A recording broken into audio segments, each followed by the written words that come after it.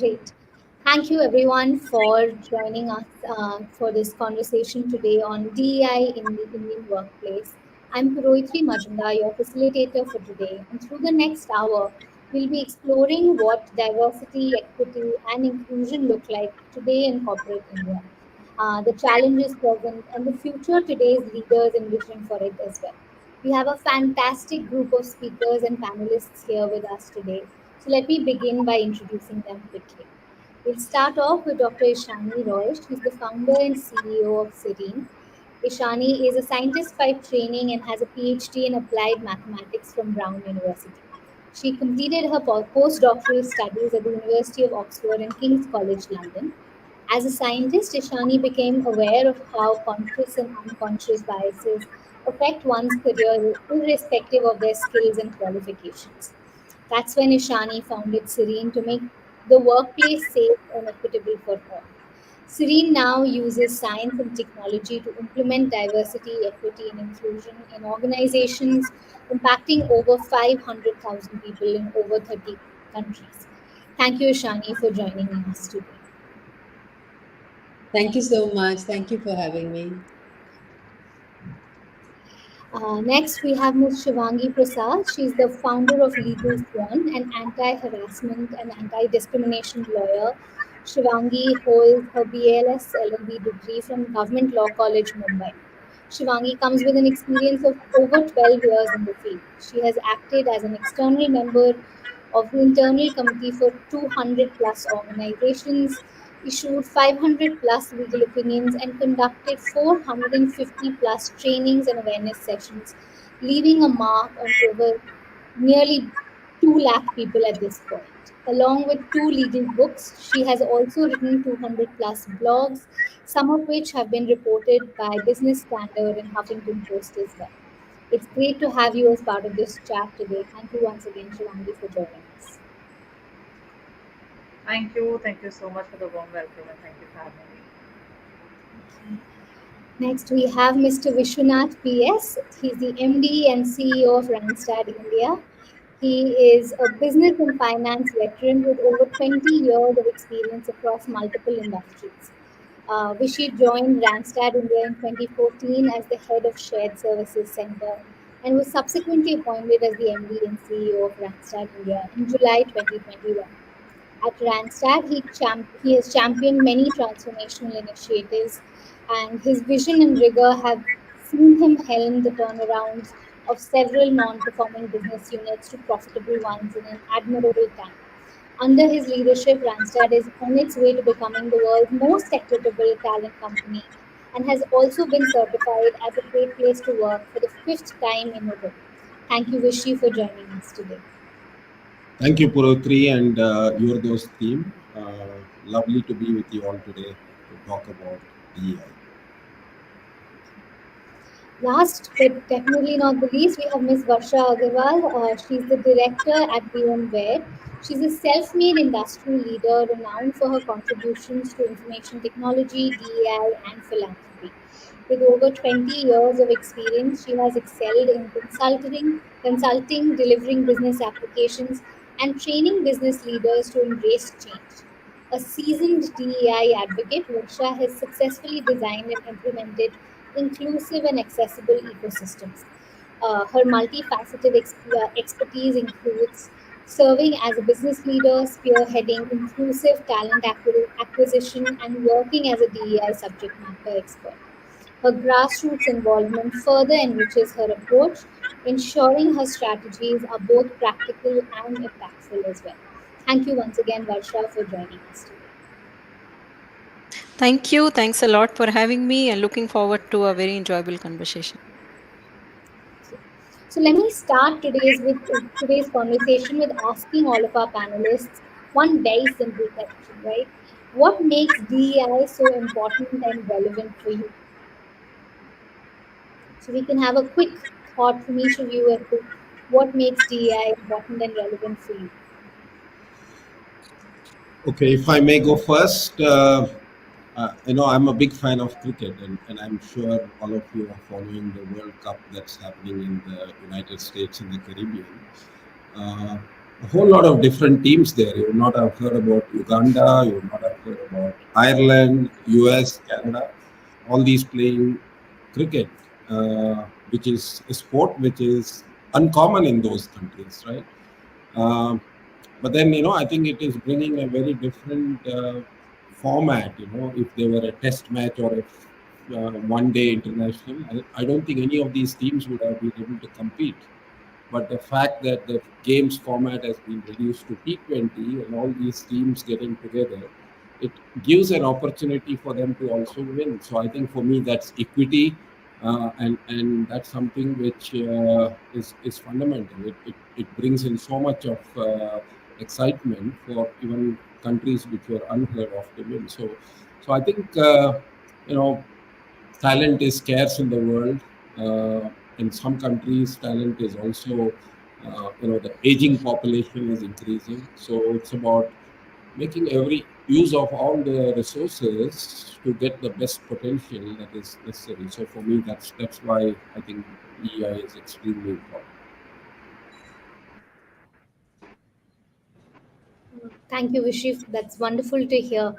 And I like the cricket metaphor. I'm sure it connects with a lot of people here as to, that need for talent as well and how it needs to be appreciated as well.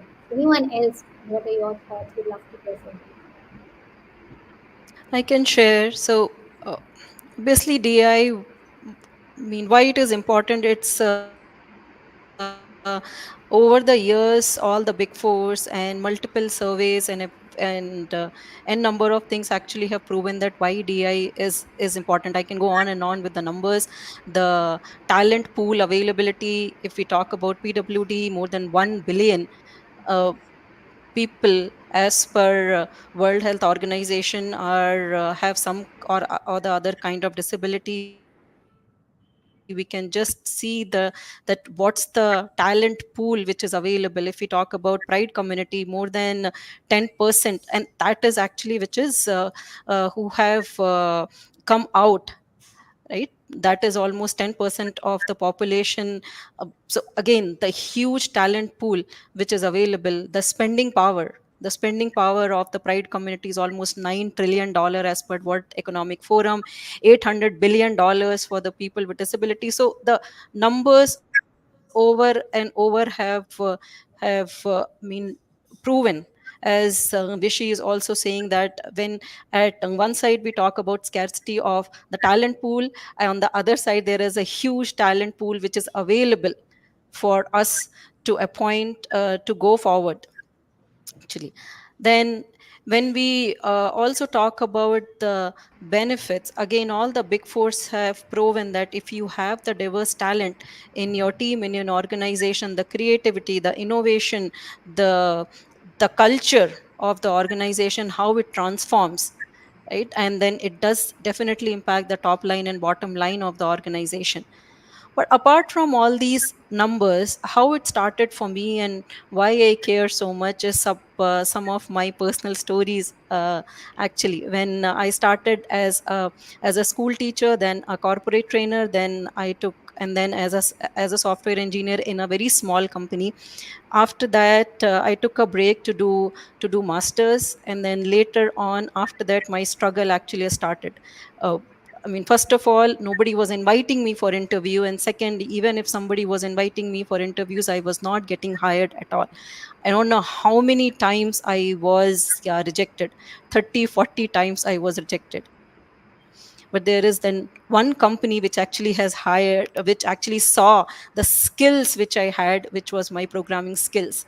And then when I got into that, I made a promise to myself, I am not going to, as far as my focus goes and whatever I can do in my space, I will not let that happen to anybody else. And since then, my journey of, I mean, DI started, and that time we did not have, I'm talking about around 20 years before, we did not have DI initiatives, we did not have women back to work, nothing was there. Right. Then there are a couple of more instances which actually happened. My first international, trip, where I was not offered food and water for 9 hours, even after asking, because I was a Asian. I faced the microaggressions at airport. apart from this, we see so many success stories also. When say a person with disability, um, a, a person actually who was in say 10th standard, he met he meets with an accident, gets a spinal cord injury, and became a person with the wheelchair, right?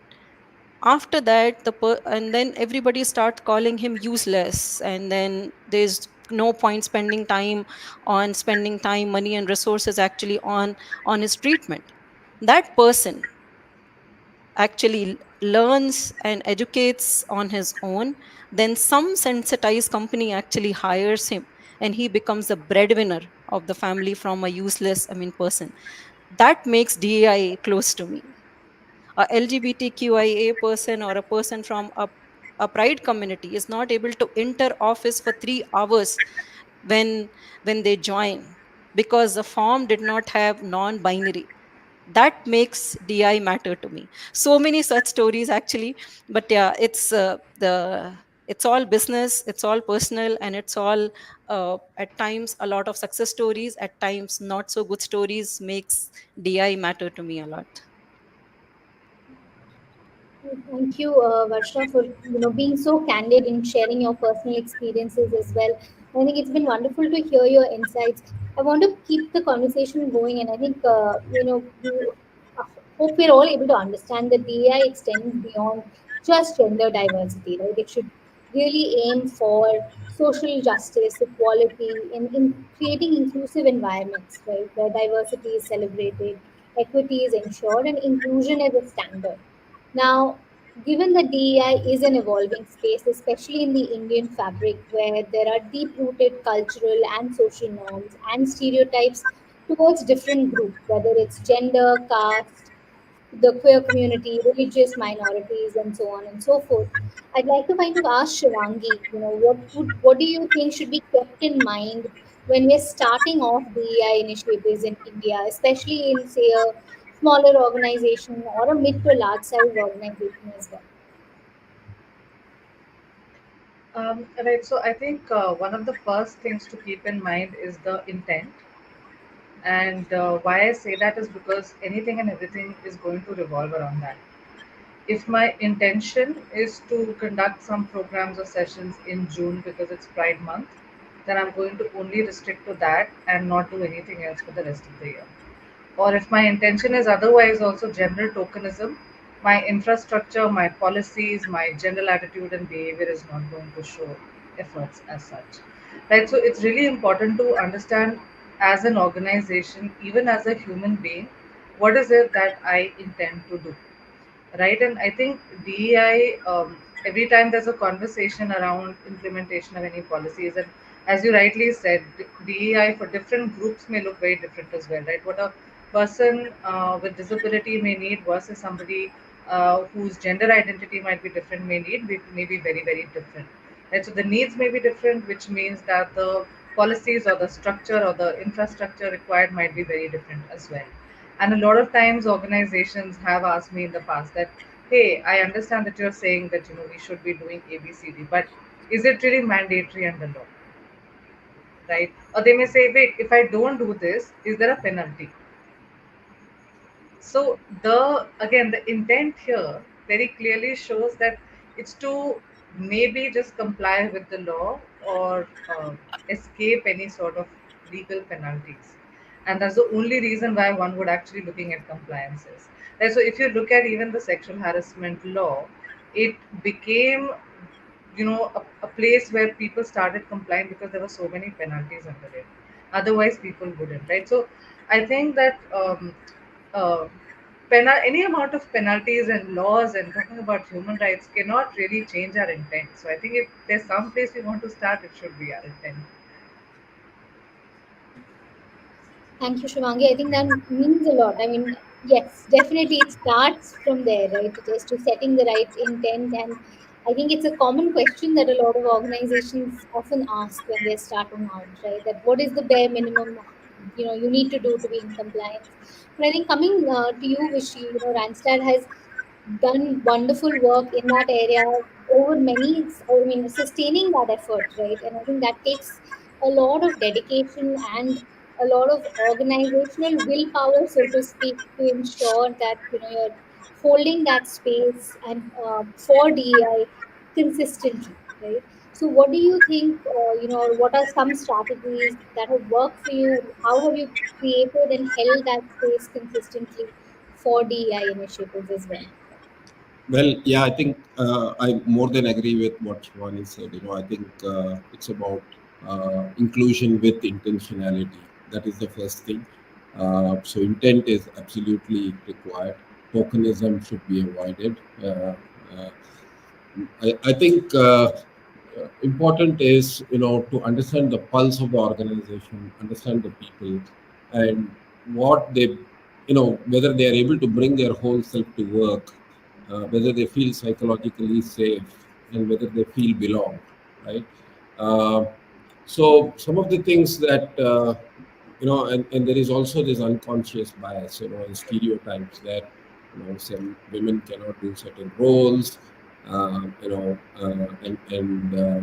those are some things which we work on. We have a great ally network, it begins from the tone with the tone from the top, right? So the management team is completely aligned to inclusion. Um, Equity is part of our company's mission statement, so that's something which keeps us, it gives us that impetus and direction. There is a lot of support that comes from across the globe. In fact, some of our leaders, local leaders, for example, Ankita, she is actually the EDNIB champion for the APAC region. So, in a way, I think we are taking the lead in terms of initiatives around inclusion, which can be also applied across the world. Um, so some of the things that we do is, first acknowledge people's identity and expression, instill respect, creating a culture of learning at work. So we have six BRGs, especially around, women forward, rainbow forward, and the likes, So and we do have peer co meetings around what initiative each of these BRGs can drive. One of the things I feel very proud about is last year. Uh, Last year, if you all know, was a tough year, right? Uh, the economy was not at the level at which we wanted, but at the same time, we made our commitment and invested in a program called Randstad for All, where we brought a dozen, 10 plus people from the LGBTQ community and train them. We are also learning from them about what we need in the workplace in order to make them feel belong. So I think it's a process of continuous learning. It's about creating a level playing field for our people to ensure that they all thrive at what they do at work. And I believe that as world's largest talent company, we have also got the opportunity to, while we work on ED&IB for ourselves, we have the opportunity to also educate our clients and also help them create the right frameworks that are needed to make their organizations inclusive. So those are some of the directional initiatives that we are taking. Thank you for sharing that. I think, Vishy, you've given us a lot to think about, a lot of interesting insights.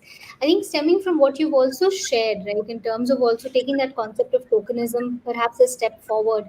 When we talk about diversity, a lot of times it becomes about filling numbers, right? For could be for any less represented group. And while there should be fair representation, we also often come across counter arguments such as what about merit, right? And I think even when you started us off giving that example about cricket, you were talking about merit in many ways. So I think Ishani, coming to you, let me ask that how does an organization get to striking that balance between hiring for representation versus hiring for merit? What do you think are some of the best strategies or the ways to go about it? It's a very good question, actually, Purohitri. It's called the meritocracy myth in our field. So yes, most of the times people would say that, I want to hire the right candidate who is going to do the job, and for merit, I don't want to lower the bar. The point is that we are not asking anybody to lower the bar. The concept of equity does not ask anybody to lower the bar or make special adjustments for anyone. So let me give you some examples. So we work a lot in the retail space, or say, for example, any kind of industry which requires a lot of salespeople. Now, what is the first thing that managers say when they talk about hiring salespeople? I cannot hire any women because they will not be able to travel. They'll not be able to do late nights. It's going to be very unsafe. There are no toilets out there, and they might leave. Now, the funniest part of it, some of these are, say, in fintech, and they are targeting women borrowers, right? So you're sending out people who are not talking to your end users the right way. There is just so much you can do, but first and foremost is to identify that you're making an assumption. You're making an assumption that women will not be able to travel, or that I am hiring, but I will not make any adjustments. So the idea about meritocracy is that you fill the position with people who are skilled for the job and who are willing to do the job. So you ask the question exactly like what Varsha was talking about, coming back from maternity and getting rejected at interviews is because somebody is making an assumption that Varsha, having taken a break, is not up to the mark. So they have not asked her whether you'll be able to pull the long hours, whether, they have not asked her that, are you going to be able to do the job or not? These are assumptions and stereotypes that Vishy was talking about making. So the whole thing about meritocracy is that you do not have to say that a diversity candidate or a how we code diversity candidates are not going to be able to do my job. It's to not make those assumptions. It's to say that once two people come to me who are skilled at the job and who are saying that I'm willing to make the job, do not give them different opinions. Make the organization more equitable. There are so many things people can do. Make sure that the travel is safe. Make sure that you have different shifts. Make sure you do the due diligence before sending somebody out. There are so many things that people are doing these days, but the whole idea about meritocracy is that it's not about lowering the performance bar, it's about hiring the right people and giving them the right opportunity. Now, having said that, there are different sort of criteria for different people, especially in Southeast Asia. When you work in fields in LGBTQ inclusion, for example, when you are hiring a trans person into your organization, there will be certain skill set gap. You have to recognize that. Just like we said, that hiring a person who has a different ability, you need to make sure you go one step further and say that I will provide all of these things, an infrastructural change for that person to actually belong in that organization and thrive in the organization. So if you're willing to go that much, it's not about lowering the bar or doing anything extra. It's about saying that I'm willing to upskill a person for them to do the job that they need to do. Thank you, Shani. I think that's very interesting to know that, what I mean, my biggest takeaway from perhaps from what you're sharing also is the fact that it needs to be a holistic system, right? It's not just that I've hired and it stops there, but if I'm hiring, that I can hire, and I mean, people of merit come in all colors, shapes, sizes, backgrounds as well. And then once that hiring is done, there has to be, a gap that might need to be filled as well. So it needs to be a more holistic, inclusive system as well, where we are incorporating that as well. I think taking that, a step further, Varsha, given that you have worked within organizations and, created that space and been a leader in that as well, one of the things I think both Vishy and Ishani also spoke about is that sentiment of that, those stereotypes or those biases that we often carry with us, right? And I think we also highlighted how it needs, actually what Randstad has probably done really well is having a top-down approach, right? Where even just from the mission statement talks about inclusion as being something that's integral for the organization, right? What are some other such practices perhaps that you feel help with, dealing with those stereotypes or dealing with that unconscious biases in the workplace as well? Sure. So I think, yeah, one thing when it comes to hiring. I mean, right? And then completely agree with Ishani, where it has to be holistic and it should not be seen differently from that hiring from underrepresented group and hiring on say merit are not two different things, and actually should not be two different things at all. The the merit should never be compromised, because eventually we have to run the business. If there's no business, if there's no profit, then there's no DEI in that company. So that is should not be compromised. However, the bias actually come into picture, as Ishani is saying. There are a lot of assumptions where where no one asks the question. Just yeah, today I was talking to a person, and they mentioned that yeah, there is a travel required. I mean, there is a person with disability in an organization, a person with the locomotor disability, and he is leading the project, and the project is approved.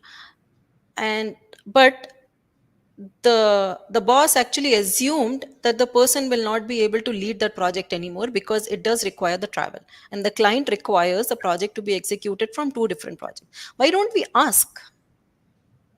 Let us just ask, hey, will there be any challenges in traveling? Many people with disabilities I know who are even person with 100% vision impairment, they travel independently. The people with speech and hearing impairment, they travel independently. They have figured out, they are highly creative. Actually, they have all figured out their way. So one of the thing actually is that the please ask, right?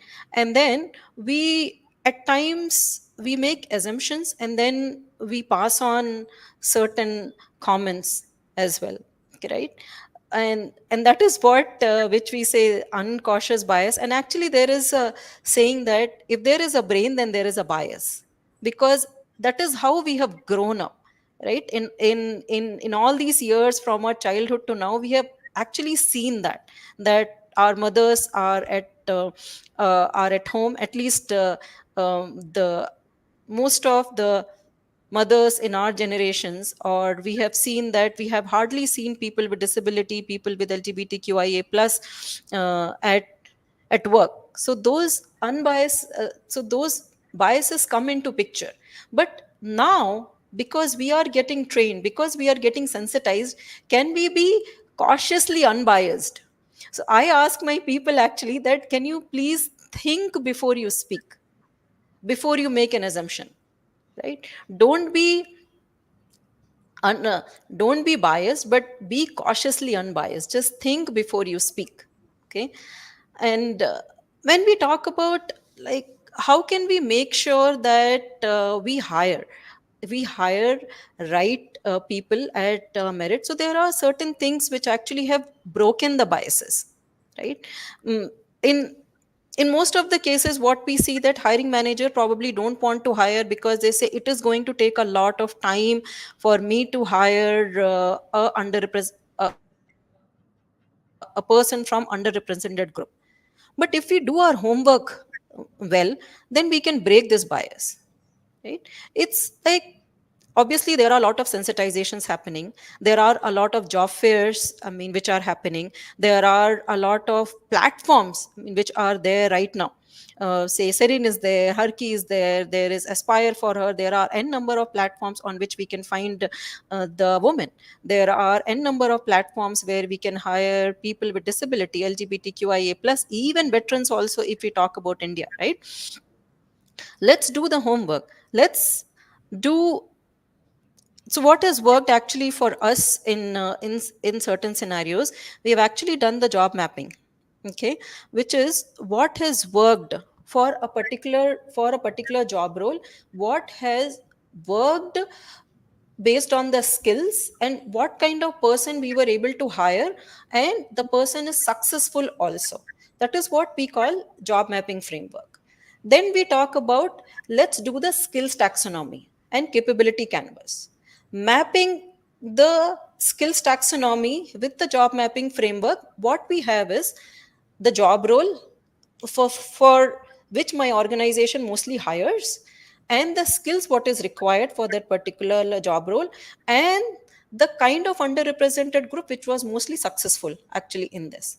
Now, based on this, I am building my candidate pool by participating in job fair, by referral, 100 things, right? And I am keeping that candidate pool warm as well.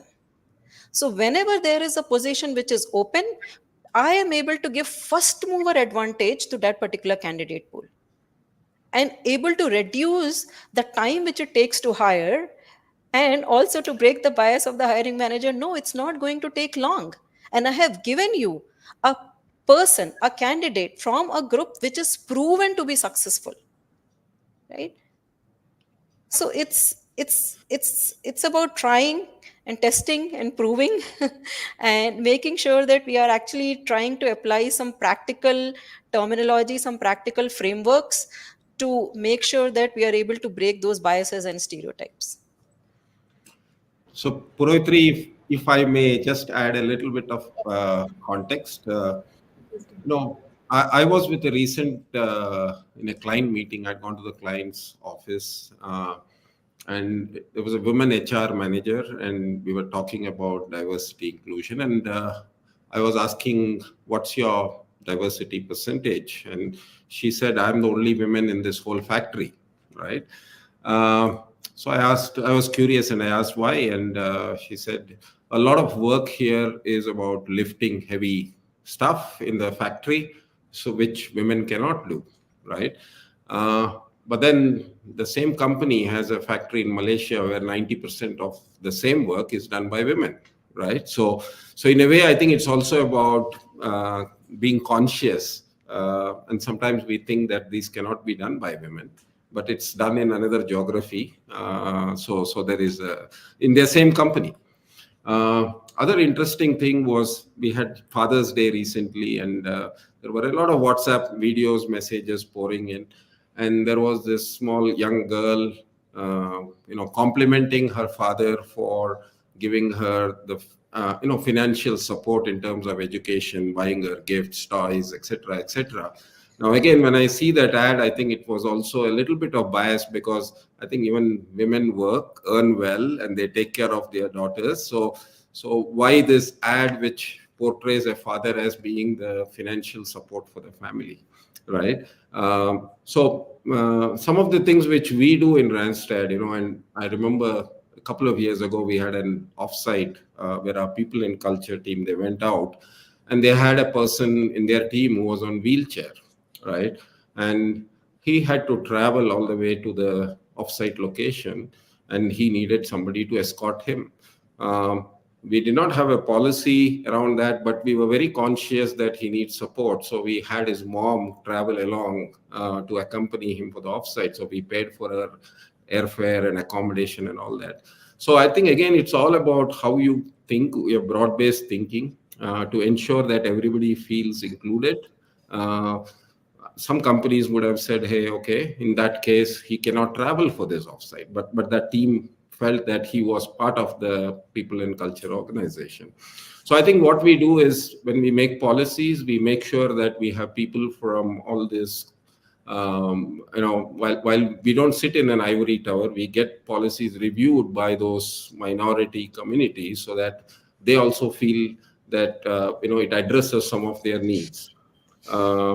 Second thing is, obviously, in we do our annual people review process. So we always look for at least one woman to be in the succession planning. Maybe it takes a little bit more time, 12 or 24 months, instead of somebody who is already ready for that role. But we force our managers to start thinking in those lines. So I think all these kind of help in terms of addressing some of the biases that we see. Thank you, Vishi, for sharing that. I think it's interesting. We've actually at Yodos, one of the things we've done recently is worked with a large manufacturing organization, and they had all male sales team. And in the last 6 months, they've hired two women as part of their sales team. And within 6 months of both those women joining, they had raised issues with working with the rest of the team, and that's when they involved us in kind of sensitizing all the male employees and how to work with women as well. So I think, yes, it's a long way to go in terms of When do you start with just saying, okay, I've hired someone because we need female representation, and they can take this up, versus also creating that environment where those women or those people from those communities can also thrive, not just women, but whether it's queer people, whether it's people with disabilities, whatever that might be. I think taking that a step forward, in fact, given that it's Prithvi, Pride just Month.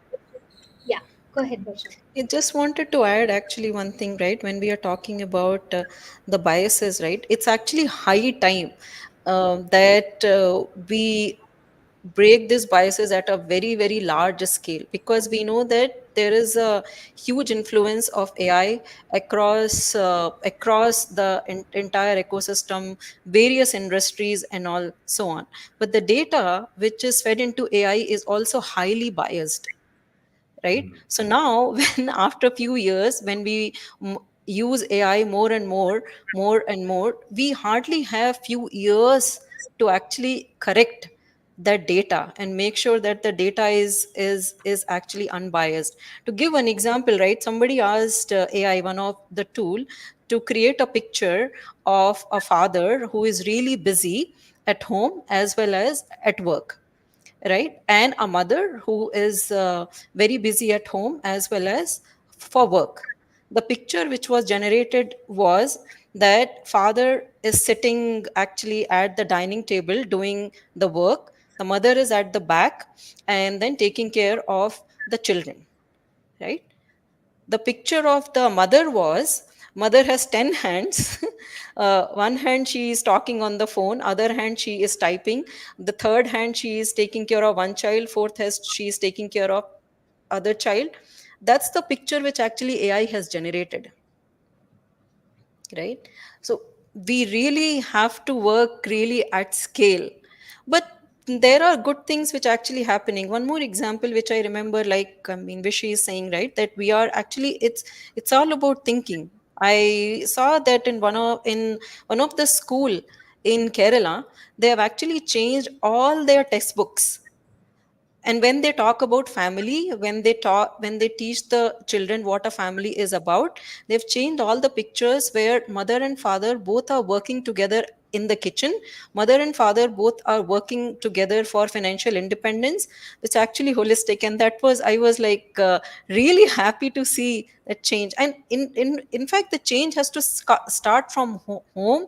The change has to start from school, because by the time we come to corporate, right, we have already built our mindset, so it's hard to change. So the change has to start from very, very initial stages.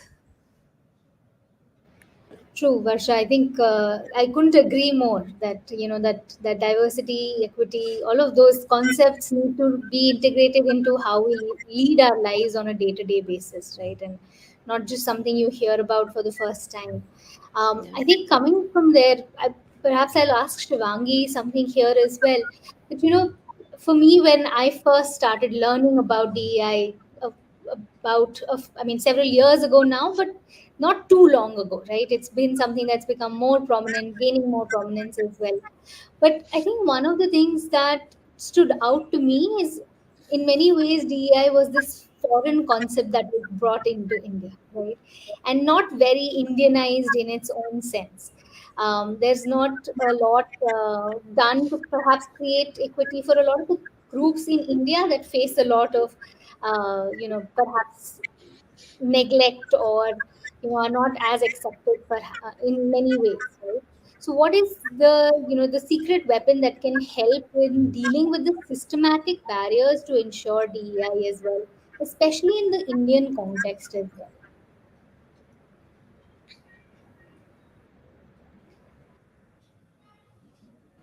Shivangi, you're on mute. I'm not able to hear you. Hi, can you hear me now? Yes. So I think you've rightly put it. To some extent, the contextualization as well goes missing at times. And I'd like to borrow this word homework from Varsha when she was talking about, the experience and the examples. I think that before we really get to the tools, it's also important to understand what are these barriers that we're talking about, right? And there aren't just one. There are a whole lot of them. So if you look at, if you pick up just one of them as well, that is cultural, norms and our biases. That itself, the planning around it itself, is going to take a long time. If it's one organization, which sector is it in? What kind of population does it have? Is it an urban population? Is it a literate population? Is it somebody that is using AI? Is it somebody who, who is not exactly all of these things? Right. So, hi, am I still there? Yes, we can hear you.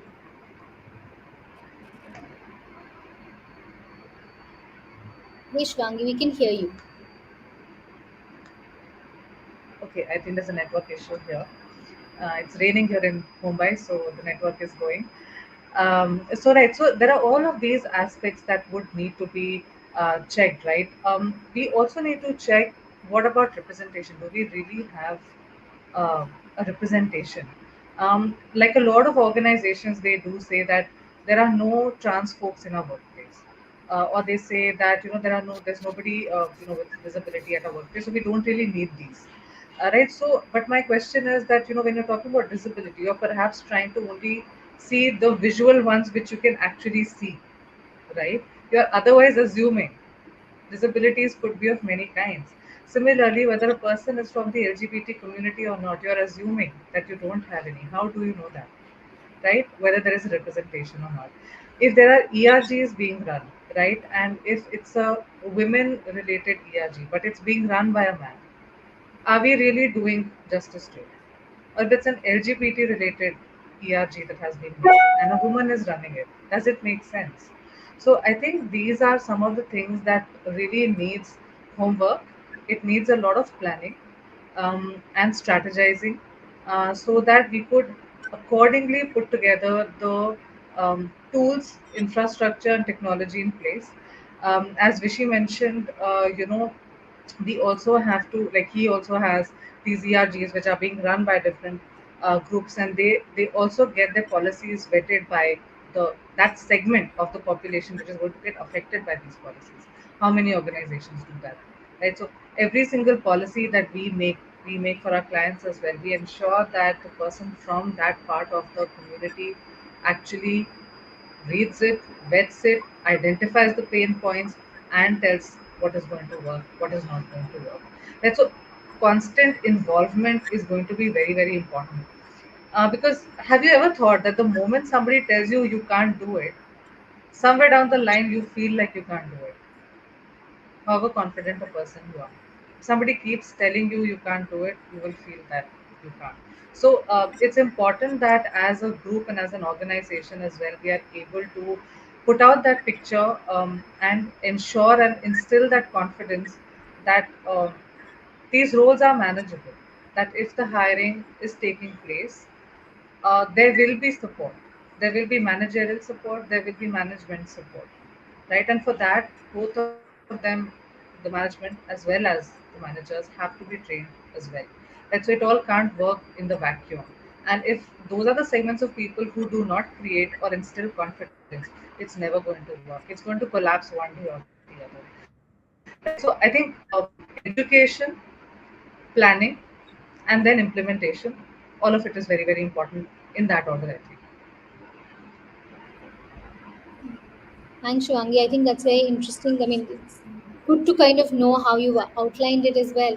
I think in coming talking about that, right, Ishani, one of the questions that I perhaps have for you is that, at Yodos, one of the things we often struggle with and we see a lot is that, especially in this era of remote work, hybrid work, there's a lot of disengagement from employees as well, right? Especially with the organizational context. And a lot of times, even organizations that have their heart in the right place and might be trying to do things right, the way employees perceive things might be very different as well.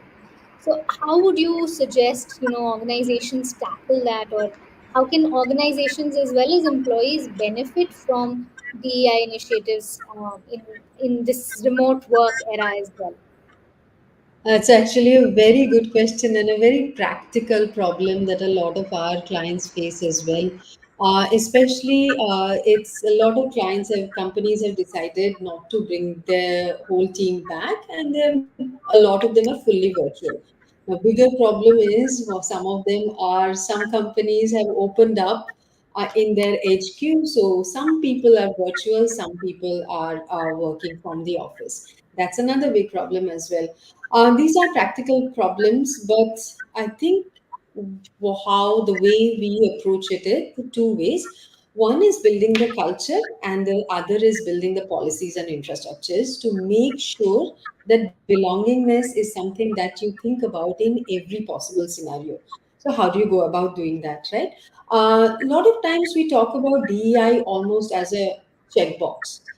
We talk about DEI on, and whenever you hear the word diversity and inclusion, people almost kind of push back a little bit.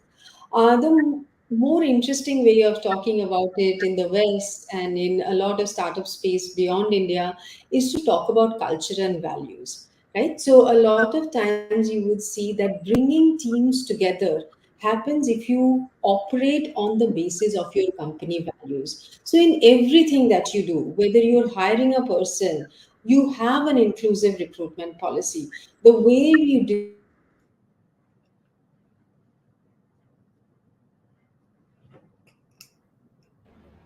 I think we lost Ishani for a bit.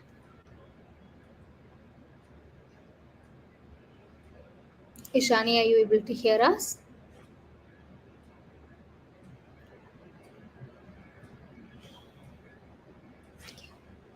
I think we'll give Ishani a moment to come back. Perhaps I think coming back to one of the last things I want to quickly ask you, Vishy, as well. We're celebrating Pride Month. It was something we were talking about even before the session started. You were telling us a little bit about all the things happening at Randstad. What have been some of the inclusion practices that you've implemented in your system to ensure the inclusion of the LGBTQIA plus community? Okay.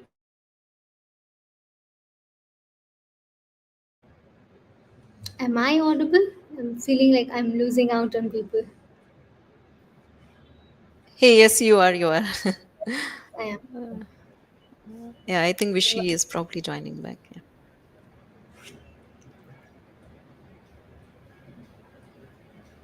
issue from my side. Are you able to hear me now? Yes, yes, Ishani, we can. Okay, I'm not able to see everyone, but I can see you and Varsha. Sorry, you can pick up from I think where you left off. Sure. Thank you so much. So basically, what I was talking about, building a company based on values really helps. The way you practically do it is the founders and the management, the senior leadership have to be really in on it. Right? So, for example, there are many things you can do. Having a very streamlined career goal from the day a person joins, right? That makes them feel very connected to the organization. Having an impact or a concept of a shared goal, that really helps people feel that they are bought into something. Mentorship is something that really helps. Like I said, along with a career plan, if you have people who are mentoring you to make sure that you are reaching that next level, that is something that holds you into the organization. There are so many other things you can do in terms of inclusion. For example, even when you have team meetings or you have team events, make sure to have them on which include the virtual employees as well. So we say that instead of the night outs or the beer nights, have a game night which actually can be done online. Or instead of having birthday parties which you cut a cake, you can have like a there are so many interesting things, events that you can actually host online as well. Even smallest of things, if you make sure that people have that opportunity to feel like they belong, feel like when they speak up, the person who is online, their voices also get heard. All of these things really matter. Now, how do you do that? You have to continuously keep doing it. You have to continuously even educate your managers to make sure they're not only imbibing inclusive recruitment practices, but also making sure that everything that they are doing, they're making sure they're making it more inclusive, whether they're holding a virtual meeting versus a face-to-face meeting, when they are, say, for example, collecting feedback for the end of the year end of the year pay rise and the recognitions, they're making sure that they are actually collecting a 360-degree feedback. It's not just talking to one person alone, but they are getting to speak to all of them that they're getting feedback from. Biases can seep in every single small practices. So making sure that the senior leadership has all of hands on and understanding of all of these concepts is really important. It's very important to understand that you cannot change a person's mindset. What you can do is change behavior of a company or a person. And how do you do that? You constantly talk about these things. You talk about values. You talk about your shared dream, and you put in certain policies and infrastructures so that people have to circumvent those biases. So a few practical things. Yes, yes, thank you, Shani. I think those are very practical and very helpful bits. I know we have quite a few questions as the team has informed me. So I'm going to quickly take a minute to say thank you to all of you for a rich and insightful discussion today on diversity, equity, and inclusion in the Indian workplaces. I think we've explored the importance and relevance of DEI, navigating both cultural and social norms, implementing effective diversity practices and fostering those inclusive environments. I think you've all shared very practical advice for fostering inclusivity, dealing with biases, changing behaviors, enriching and organizational or implementing organizational values in a sense that drives DEI through our daily interactions as well. And as we move forward, I think what I'd like for all of us to perhaps remember is that inclusivity begins with each one of us, right? Whether it's spending that time listening to someone, challenging our own internal biases, and then championing equity in our workplaces and communities as well, right? So thank you once again to all of you. I know there are a couple of quick questions that I'll open up for all of you to answer and give your 2 cents on. So I think the first question, perhaps, and maybe Vishy, I'd like to hear your thoughts on it. What challenges have you faced in implementing DEI strategies and programs within your organization, or you've heard of maybe even with partner organizations as well? Well, many challenges, I would say, challenges also need to be looked at as opportunities. And I think we never aim for perfection. I think it's about one of our business principles is strive for perfection. So we got to keep learning and moving on. And of course, challenges, when it comes to diversity would be, every organization wants to be growing, wants to make profitable grow achieve profitable growth, and then also want high levels of productivity.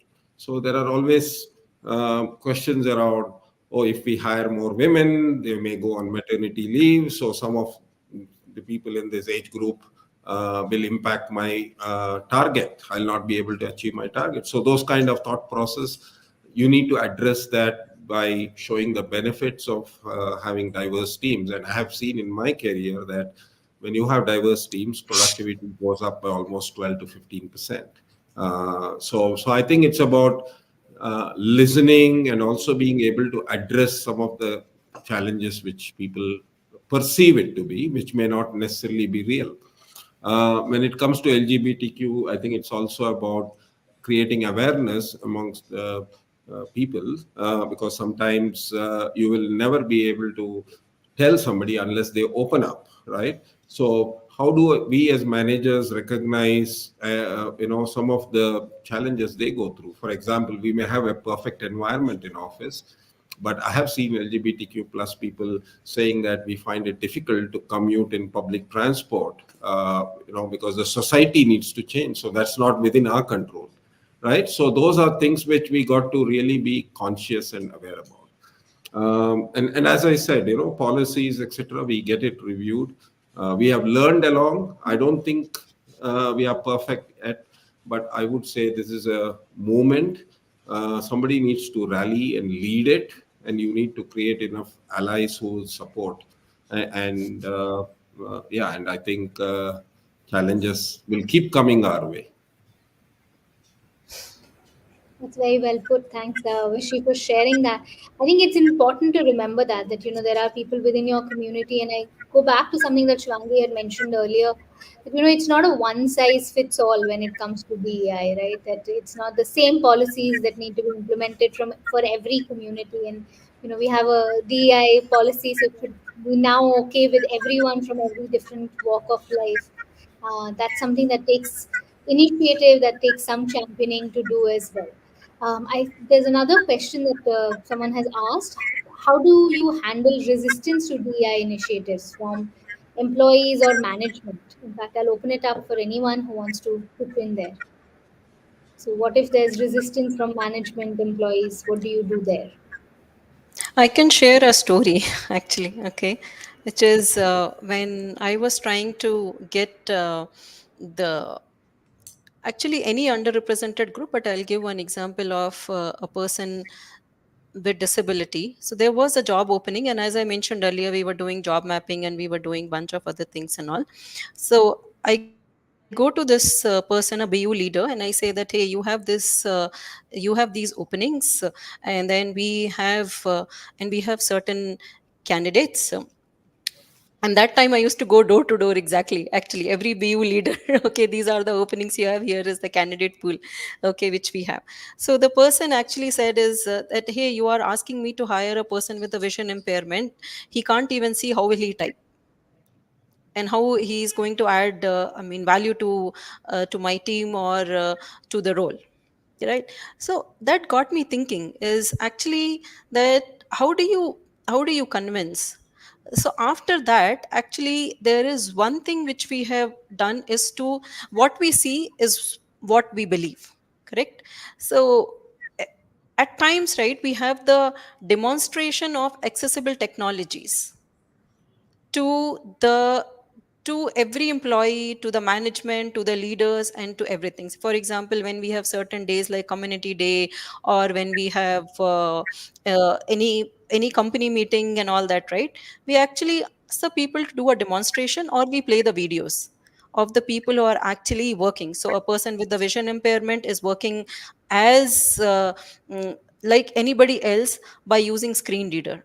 A person with speech and hearing impairment is actually doing taking instruction or providing updates on the on Teams, or over emails, and certain other inputs, and all that. So one thing which has actually worked is by not by just saying that, okay, these are the things which will work, please hire, or these are all the proven strategies, or these are all the proven benefits, but actually really showing that this is how they work, this is how they can provide the benefits to your team, to your to your organization, and to the overall company. And there is it's not that there will be any issues, okay, when you hire. But hiring only is not enough. I mean, right, after that there is the entire talent life cycle which actually has to be inclusive, correct? Um, so one of the other thing which we have actually seen is, at times when there is a performance management, the recency bias come into picture. Again, what we see is what we believe, right? You were talking about the people who are remote. At times when we are seeing the people in office, so actually, yeah, during COVID everybody was remote, and so that was probably better. Now in hybrid, we are seeing some people in office and not seeing some people in office. And that is what is actually, if there is a new work, the first thing which comes into to our minds is the person who is sitting next to me, right? Or whenever there is a performance evaluation, and the person whom I'm seeing each and every day, that person comes into the mind. Or say, if there is mm, a lady who actually has gone to maternity leave, correct? Or anybody else who has actually has taken a break, a caregiving break, or a sabbatical, or whatever it could be, he, she, they, anybody, right? What is there in our mind always is that, hey, this person is on break. But the promotion is the performance from past 3 years, right, and not just past 2 months or 3 months. So the other thing which is actually practically implemented and we have shown it to more and more managers is that every quarter, please document the performance of the person. And after 2 years or 3 years, when the performance is due or annual review is due, we are going to take care of the all the 6 quarters of the data and then take a decision. And earlier we have implemented it actually for a certain levels of the people, then showed it to all the managers, to all the leaders, and they've seen the benefit of that, and then it was probably became a norm. So the bottom line is actually, uh, let's demonstrate the practical strategies which work. Thank you, Varsha, for sharing that. I know we're short on time, but thank you once again to all of our panelists, for your thoughtful participation and insights. Mm. Important to look at any kind of resistance with a bit of kindness, because some people may really not know where they are coming from when they say certain things. Right. So, at least in my one on one conversations, because one on one conversations become a bit more, candid space, right? And some people may have had a bad experience with something, some people may have been taught that, some people may think it's unnatural because of, whatever else they may have seen, read, heard, etc.